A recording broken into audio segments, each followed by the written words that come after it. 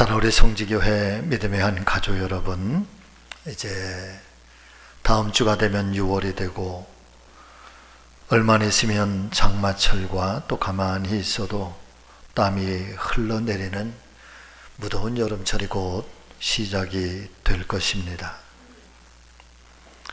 그런데 우리는 연중에 한 계절만 그렇지만은 언제나 날씨가 무덥고 또 물이 부족한 이 팔레스타인 지역에서는 특별히 추수하게 되는 계절인 5월과 6월, 지금이 한참 추수의 계절인데 이때가 되면 물이 부족해서 아주 극심한 갈증을 느끼게 된다고 합니다. 그런 때에 북부 산악 지역에 있는 헐몬산에서 그리고 레바논 산에서 있는 눈들이 녹아서 물이 흘러 내려오게 되는데 이 물은 마치 얼음같이 차갑고 시원해서 사람들의 갈증을 풀어줄 뿐만 아니라 땅의 가뭄까지도 막아주는 중요한 역할을 하게 된다고 합니다.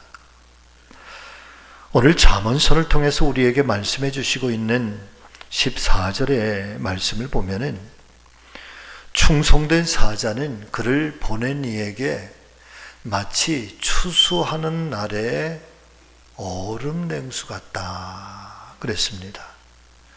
충성된 사자는 자기를 보낸 그분에게 마치 추수하는 날의 얼음 냉수와 같아서 능히 그 주인의 마음을 시원하게 하느니라 말씀해 주시면서 무엇보다도 하나님의 거룩한 성도들이 인생의 주인 되시는 하나님의 마음을 시원하게 해드려야 할 것을 지혜라, 그렇게 우리에게 권면을 해 주시고 있습니다. 그런 의미에서 오늘은 잠언 25장 13절에서 15절 말씀을 본문으로 여러분 같이 하실까요? 하나님의 마음을 시원하게 해드립시다. 아멘. 이 말씀의 제목을 함께 은혜를 나누려고 하는데 아무쪼록 성령 하나님께서 말씀을 깨닫게 해주시기를 바라고 말씀이 저와 여러분 모두에게 깊은 겸손, 깊은 순종의 믿음이 되어서 아무쪼록 이 말씀을 붙들고 승리하며 살아가는 우리 성지 가족들 다 되시기를 주님 예수 그리스도의 이름으로 축원을 드립니다. 첫 번째 상고하고 싶은 말씀은 충성스러운 믿음의 삶을 통하여 하나님의 마음을 시원케 해드리자라고 하는 것입니다. 오늘 말씀을 보면은 여름날에 얼음 냉수와 같은 사람을 가리켜서 오늘 이 성경은 충성된 사자라 그렇게 부르고 있습니다. 그렇다면 본문이 말씀하고 있는 이 충성된 사자는 과연 어떤 사람을 의미하고 누구를 의미하고 있는 것일까요? 먼저 충성이라는 말은 나보다 더 높은 직급에 있는 사람이나 혹은 단체 혹은 국가와의 관계에 있어서 마음이 확고하여 절대적으로 변함이 없으며 오직 한 마음으로 자신에게 맡겨진 직무를 최선을 다해서 감당하는 것, 이것을 가리켜 충성이라 이야기를 합니다. 첫째는 그 마음이 절대적으로 변함이 없다는 것, 그리고 어떤 상황, 어떤 일들 앞에서도 내가 감당해내야 할 나에게 주어진 이 직무에 대해서 최선을 다해서 감당하게 되는 것.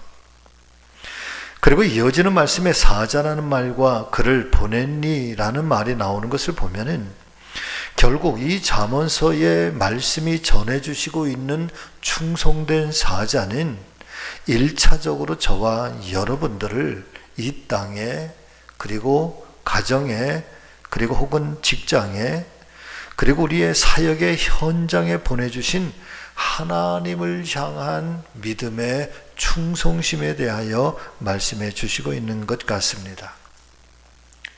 바꿔서 말씀을 드리면 하나님을 향한 저와 여러분들의 이 믿음과 헌신에 있어서 때로 어떤 상황 또 어떤 형편에서든 결코 변치 않는 사람, 심지어는 주님께서 어떤 일을 맡겨주신다 할지라도 절대적으로 그 일을 감당해내는 사람, 그래서 그 사람을 보낼 때에 그 주인 되시는 분이 그 사람을 통해서 충성됨을 그렇게 기약으로 받기를 원하시는 것.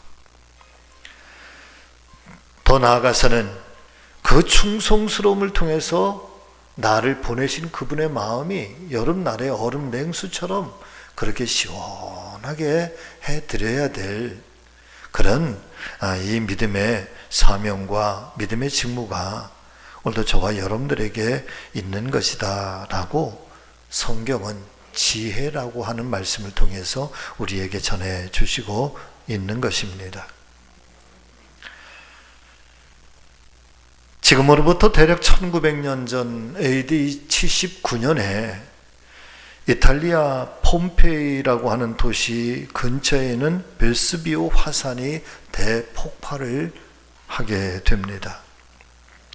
용암과 화산재가 온 도시를 덮이게 되면서 화려했던 고대 도시 폼페이는 역사 속으로 파묻히게 되는데, 오랜 시간이 지나서 1700년대 그리고 지금까지도 계속해서 발굴을 하고 있습니다만, 발굴된 유물들을 보면은 당시 폼페이에는 공중 화장실이 있었고 공중 목욕탕이 있었으며 포장된 도로, 완벽한 상하수도의 시설까지 갖추고 있었다고 합니다. 또한 최고 수준의 문화와 문명을 즐길 수 있는 극장이 있었고 베이커리집, 카페, 병원, 시장, 그래서 이 폼페이라고 하는 도시가 얼마나 화려하고 발달된 문명을 가지고 있었는지 발굴하는 사람들조차도 깜짝 놀랄 만큼 이 도시는 대단히 큰 도시였고 대단히 발전된 도시였다라고 합니다. 그런데 사진을 보시면은 이 발굴된 사람들, 바로 그 화산이 폭발하면서 고스란히 있는 모습 그대로 화석이 되고 그렇게 죽음을 맞이하게 되는데, 그런데 이런 발굴된 화석 중에서도 가슴을 뭉클하게 하는 한 사람의 화석이 발견되었던 것입니다. 그것은 바로 폼페이 성문을 지키고 있었던 보초병의 화석이라고 하는데, 왜냐하면 이 보초병의 화석이 성문 앞에서 무기를 손에 들고 부동자세를 한 채, 그리고 자신의 그 모습 그대로 화석이 되었는데 본래의 모습에 조금도 흐트러짐이 없었다. 그리고 심지어는 그 얼굴에서 공포의 표정조차도 찾아볼 수가 없었다라고 하는 것입니다. 많은 화석들은 도망가다가 쓰러진 채로, 또 혹은 잠을 든 채로, 그리고 엎드린 채로, 그러면서 그 얼굴에는 그 화산의 폭발 속에서 두려움과 불안과 공포 속에서 그렇게 일그러진 표정을 하고 있는데, 놀랍게도 이 보초병은 있는 모습 그대로 창을 들고 전혀 흐트러짐이 없이, 그리고 얼굴에서도 공포의 두려움 없이 그렇게 선 채로 고스란히 화석이 되어 발견이 됐다라고 하는 것이죠. 사랑 믿음의 성도 여러분, 이 병사가 보여주고 있는 충성이라고 하는 게 도대체 무엇일까요? 화산이 폭발하고 용암이 쏟아지고 있는 아비규환 속에서도 자기 목숨을 위해서 피하거나 도망가지 않고 자신에게 주어진 그 일에 최선을 다하고 있는가? 그래서 지금도 런던 미술관에 가면 이 폼페이 최후의 날이라고 하는 그런 장면들을 많은 작가들이 그림을 그리고 조각을 남겨놓고 있는데, 그런데 가장 유명한 그림은 그 밑에 여러분 이런 제목이 붙어 있다고 그러지요. 충성. 그 보초병의 모습을 보면서 충성이다. 저는 이 이야기를 가만히 살펴보게 되면서 어쩌면 오늘날 우리 주님께서도 정말 찾고 계시고 기뻐하는 사람이 있다면 바로 이런 사람이 아닐까라고 하는 깊은 울림을 마음속에 간직하게 됩니다.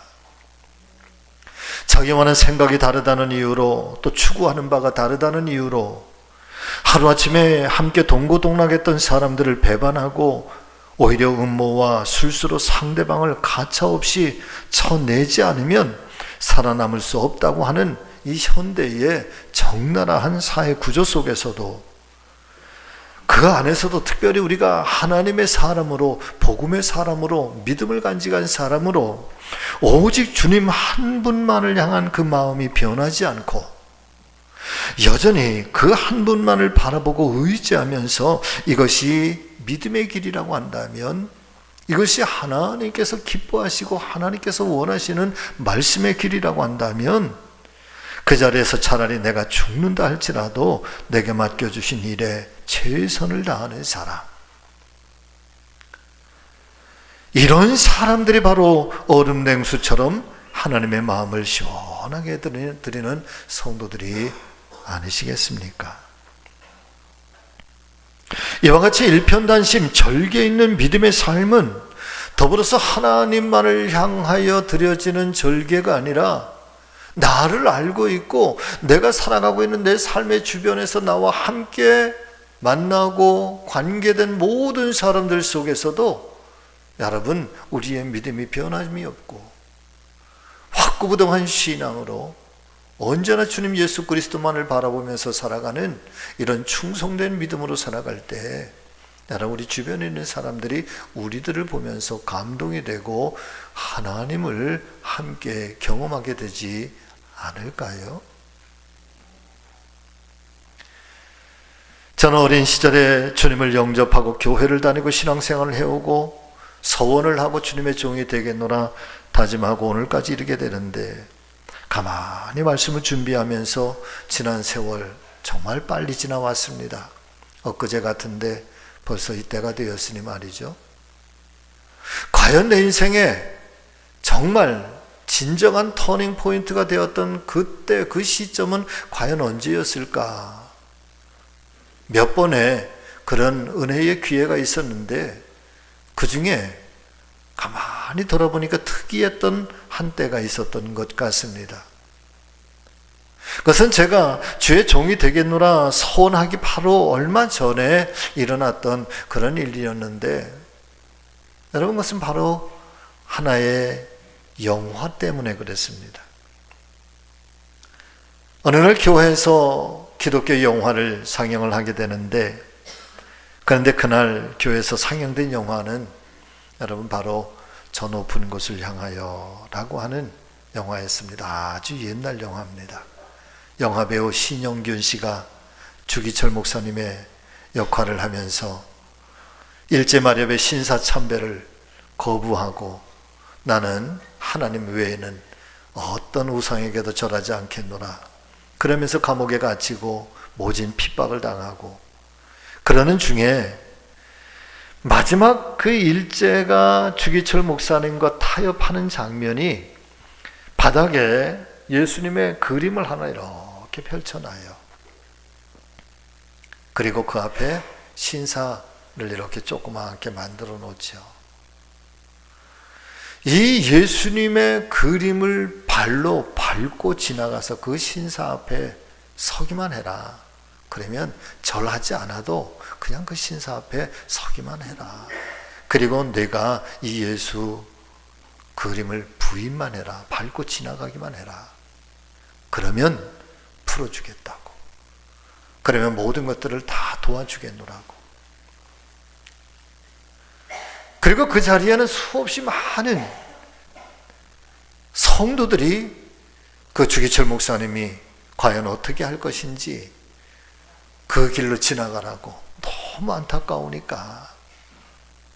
그러나 주기철 목사님은요, 그 길로 가지 아니하고 바로 그 옆에 길로 가게 되는데, 옆에는 십자가를 만들어 놓고 그 거대한 십자가에 이 많은 대못을 가득 박아 놓는 거예요.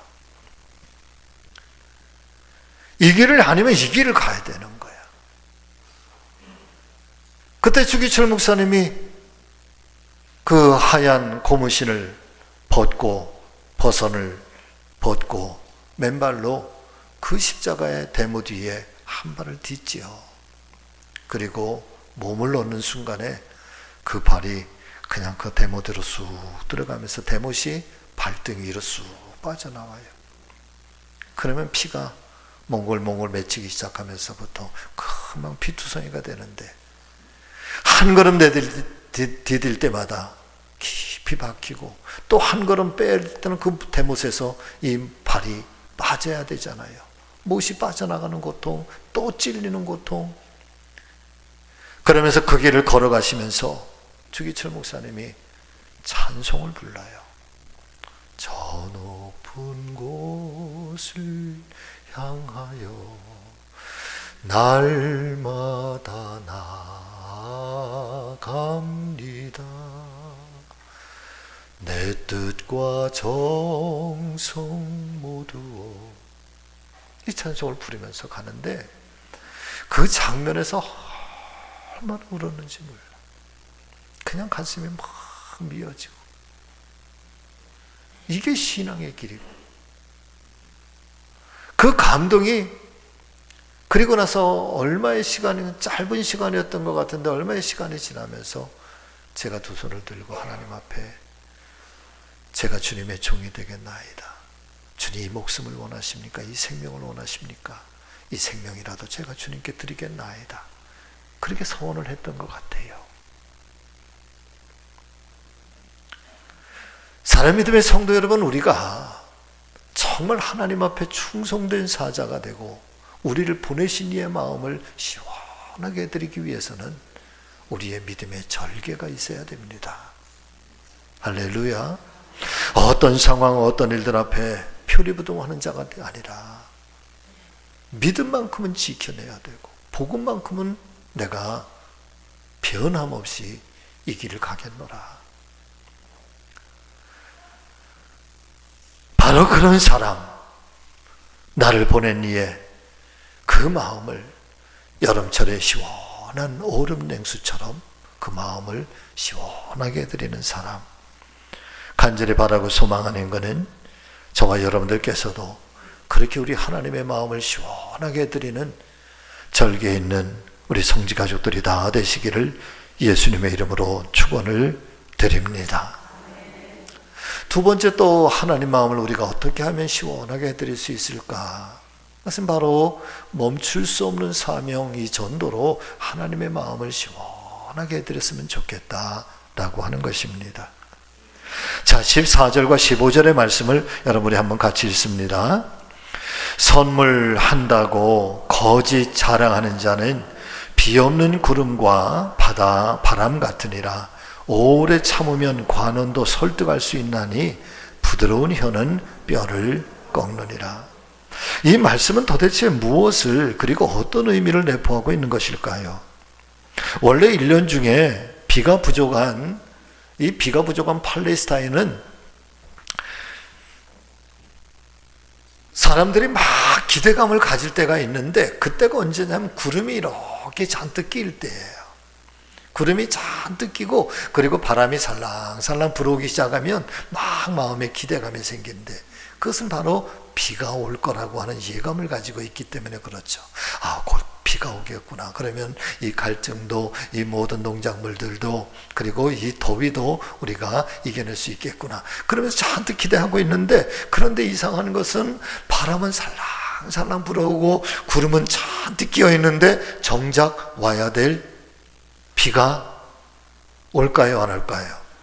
안 오는 거예요. 자, 그런데 이와 같은 현상에 대해서 오늘 잠언의 지혜가 어떻게 표현을 하는가 하면, 선물을 자랑하는 자가 이와 같다는 거야.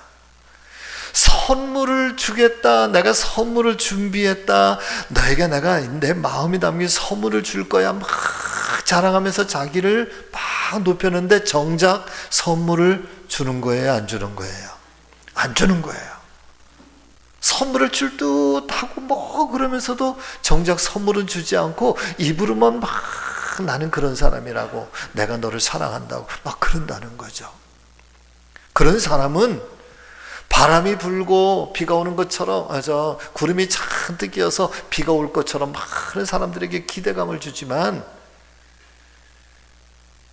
비도 오지 않고 선물도 주지 않으니 이는 거짓을 행하는 자라. 자, 이것이 지혜의 말씀인 잠언을 통해서 우리에게 들려주시는 이 말씀의 이유는 바로 그런 거예요. 그저 말로만 남에게 자기를 높이는 사람은 결과적으로 다른 사람들에게 더 큰 실망만 안겨줄 뿐이니, 지혜로운 하나님의 사람들은 절대적으로, 여러분 같이 하십니다. 제가 조금 표현을 이렇게 썼어요. 양해해 주시길 바랍니다. 같이 하십니다. 입으로만 살지 말고, 뭘로만 살지 말고, 입으로만 살지 말고. 그 믿음에는 행함이 있어야 되는 것이고 실천이 있어야 되는 것이고 거기에 상응하는 분명한 믿음의 열매가 있어야 된다는 거예요. 이게 지혜로운 사람이고 하나님의 사람들은 그런 사람들이라는 거죠. 잔뜩 자기를 포장해서 막 높여놓고 그리고 정작 삶에는 아무런 열매가 없는 사람, 구름이 끼고 바람은 불어서 비가 올 것 같은데 정작 비는 오지 않아. 그 사람들이 기대만 하다가 그냥 실망하게 되는 것처럼 여러분 그렇다는 거죠. 이어지는 15절의 말씀에서는 오래 참으면 이 경직스러운 관원들도 설득할 수 있다. 그러시면서 또 하시는 말씀이에요. 같이 하십니다. 부드러운 혀는 뼈를 꺾느니라. 아멘. 아무리 단단한 뼈라고 할지라도 여러분 그 단단한 뼈도 부드러운 혀, 인자한 혀에는 꺾어질 수밖에 없다는 거예요.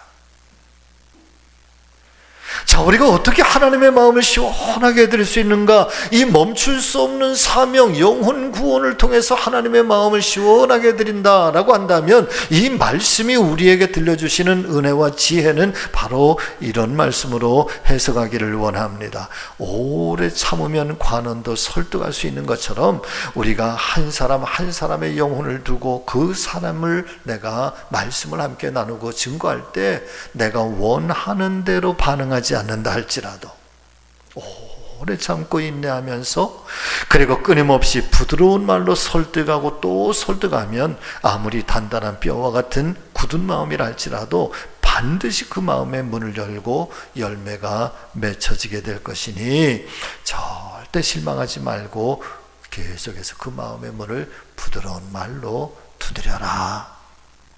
믿으시면 아멘. 네. 때로는 아주 매정하게 거절을 당할 때도 있지요. 때로는 복음을 전할 때에 정말 내가 당신을 사랑하고 그 영혼을 사랑하는 마음으로 아끼는 마음으로 선물을 준비하고 복음을 전하고 기도해주고 그럴 때 그럼에도 불구하고 반응이 없거나 거절당하게 될 때 여러분 우리는 쉽게 실망하고 마음을 접을 때가 얼마나 많습니까? 그런데 오늘 하나님 말씀은 이 부드러운 혀는 뼈까지도 다 꺾어낸다. 오래 참고 오래 인내하는 그 말들은 관원의 마음까지도 경직된 관원들까지도 여러분 그 마음을 설득하게 된다. 간절히 바라고 원하옵나니 저와 여러분 모두에게 여러분 이런 인내의 마음이 있기를. 한 사람의 영혼을 건지는 것이 그렇게 힘들고 어려운 일이잖아요. 다 같이 아멘. 예, 결코 쉬운 일 아니에요. 누가복음 15장의 말씀을 보면 주님께서 세 가지 비유를 통해서 하나님의 마음을 우리에게 증거해 주시고 있습니다. 첫 번째 비유는 잃어버린 양 한 마리에 대한 비유이고, 두 번째 비유는 잃어버린 드라크마 동전 한 입에 대한 비유입니다. 그리고 세 번째 비유는 너무나도 유명한 둘째 아들 탕자가 돌아오는 탕자의 비유입니다. 그런데 이 누가복음 15장 전체에서 말씀하시고 있는 이 예수님의 비유에는 공통적인 특징이 두 가지가 있다는 거예요. 그 첫 번째 특징은 잃어버린 것을 다시 찾았다라고 하는 것. 그리고 두 번째 특징은 잔치를 벌린다라고 하는 것입니다. 잃어버린 것을 찾은 그 기쁨으로 말미암아 잔치를 벌인다는 거예요. 그런데 이 말씀의 잔치를 벌이는 장면에서 가만히 상고해 보면은 이 잔치를 벌이는 장면이 우리의 이성적이고 우리의 합리적인 생각과는 좀 차이가 있다는 거예요. 예를 들면 잃어버린 양 한 마리에 대한 비유를 여러분 보시면, 한 마리 양을 잃어버리니까 주인이 99마리의 양을 두고 그 한 마리의 양을 찾아서 목자가 찾아다녀요. 마침내 찾아내, 결국은 찾아내요. 그 찾아낸 기쁨이 얼마나 큰지 그 잃어버린 양을 어깨에 메고 그리고 집으로 돌아와요. 근데 여기에 끝나지 않아요.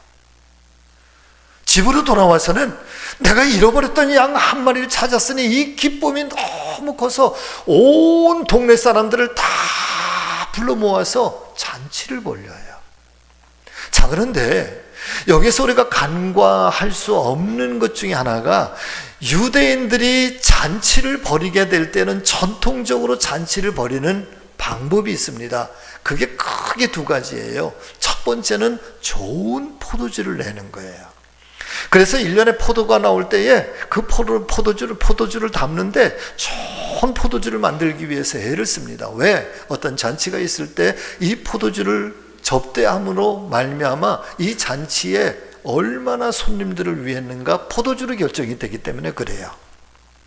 두 번째는 잔치를 벌일 때 여러분 빵만 접대하고 그러는 게 아니에요. 반드시 유대인들의 잔치에는 뭐가 있는가 하면 양을 잡아서 잔치를 벌려요. 여러분 이상하지 않으세요? 양 한 마리를 찾았다고 즐거워서 돌아왔는데 그 양 한 마리를 찾은 기쁨으로 동네 사람들 전체를 다 불러서 또 양을 잡아서 잔치를 벌려요. 그때는 양을 몇 마리 잡았을까? 몇 마리를 잡으면 동네 사람 전체가 다 잔치를 벌일 수 있는 거예요? 저는 이 말씀을 묵상하게 되면서 왜 도대체 이성적으로 합리적으로 맞지 않는 이런 비유를 예수님께서 왜 이런 말씀을 하시는 걸까? 이 말씀의 본래적인 의도가 뭘까? 그리고 이 말씀 속에 숨겨진 하나님의 마음은 도대체 뭘까? 가만히 묵상하면서 여러분 아주 큰 은혜를 받게 돼. 그 이 십자가하고도 연결이 돼. 그것은 하나님께서는 한 사람의 영혼을 구원하고 한 사람을 찾는 것, 잃어버린 그 하나가 양이든 동전 한 입이든 사람이든 잃어버렸던 것을 하나님 다시 찾는다는 것에 대해서 얼마나 귀하게 여기고 얼마나 하나님이 마음에 소원을 두고 있는지 모른다는 거예요. 믿으시면 아멘. 심지어는 한 사람이라도 구원할 수만 있다고 한다면, 한 사람이라도 천국으로 인도할 수만 있다고 한다면 하나님께서는 당신의 하나밖에 없는 독생 성자를 십자가에서 그렇게 처참하게 죽이시면서까지도, 그걸 외면하면서까지도, 그러면서도 사람을 건지고 싶고 구원하고 싶었던 것이 하나님의 마음인 거예요. 또 다른 하나는요, 사랑 믿음의 성도 여러분, 우리가 영혼을 구원하고 전도하는 일에는요, 계산기를 가지고 줍 하나를 굴리면서 이것이 얼마나 이익이 될까, 손해가 될까, 이걸 해도 될까, 말아야 될까. 영혼을 구원하고 전도하는 일은 경제의 논리가 아니라 사람의 영혼을 구원하는 생명의 논리로 감당해야 된다는 거예요.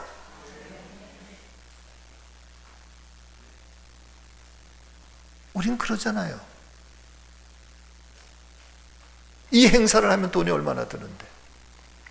물론 아끼고 절약하고 잘 절제를 해야 되지만 그런데 적어도 그것이 한 사람의 영혼을 구원하는 일이고 한 사람의 생명을 구원하는 일이고 한 사람을 영원한 천국으로 인도하는 그 은혜의 일이라고 한다면, 또 내가 한 사람의 영혼을 구원하기 위해서는 여러분 내가 투자해야 될 그런 일들이 있다고 한다면 물질의 논리로 설명할 수 있는 것이 아니라는 거야. 그거는.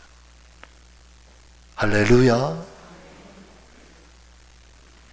거슬러 올라가면 사는 믿음의 성도 여러분, 나 한 사람이 구원받아 하나님의 자녀가 되게 하기까지 얼마나 많은 사람들이 나를 위해서 눈물을 흘리며 기도해 주었을까. 물질을 투자하며 섬기고 발이 부르트도록 찾아오고 그리고 목이 쉬도록 복음을 외치면서 나에게 이 복음을, 이 생명을 전해주시지 않았습니까?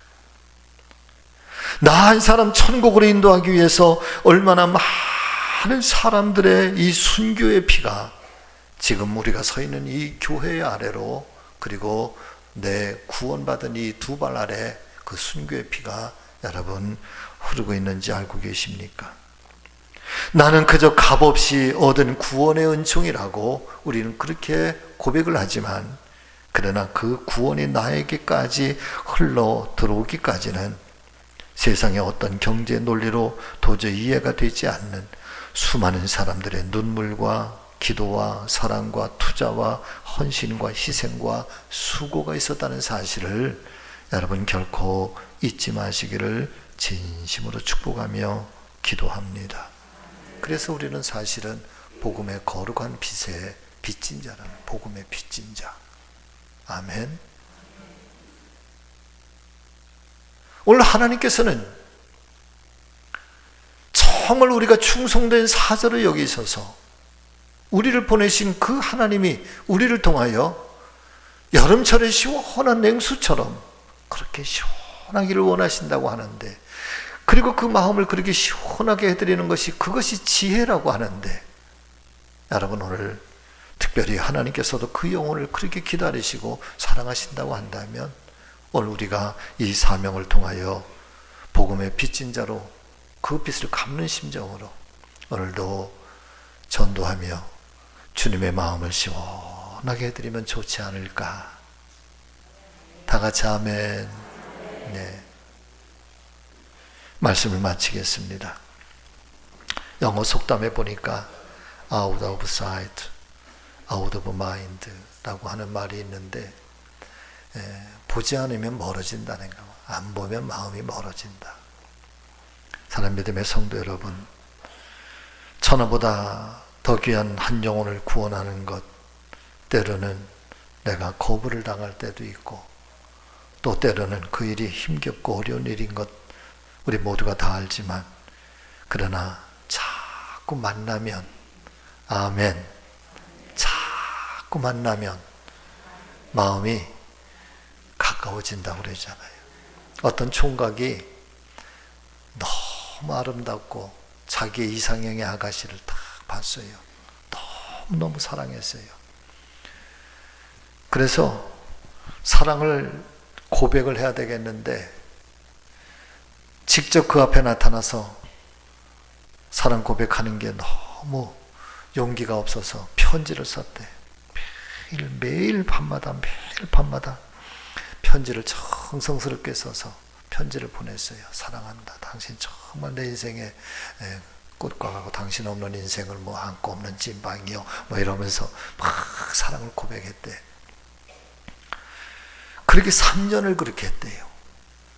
그러다가 이제 내 마음이 다 전달이 됐겠거니 해서 용기를 내서 사랑을 고백하려고 갔는데 그 아가씨가요, 결혼을 하더래요. 누군가 알고 봤더니 우체부하고 결혼을 하더래요. 자기 편지를 매일 전달해 주다가 우체부하고 마음이 맞았대. 여러분, 자꾸 보면 마음이 열려요.